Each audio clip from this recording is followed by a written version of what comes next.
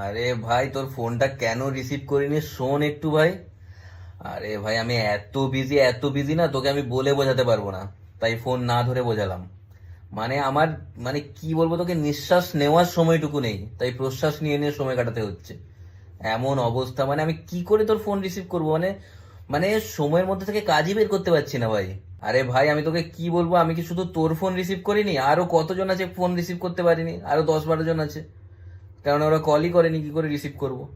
আর মানে আমি কল লাগাতেই যাচ্ছিলাম, তুই কল করলি, মানে তুই যদি কল লাগাতে একটু লেট করতিস আমি অন্য কাউকে কল লাগিয়ে দিতাম। মানে কি বলতো ব্যাপারটা, মানে তোর ফোন যখনই আসছে আমার কাজের কথা মনে পড়ে যাচ্ছে।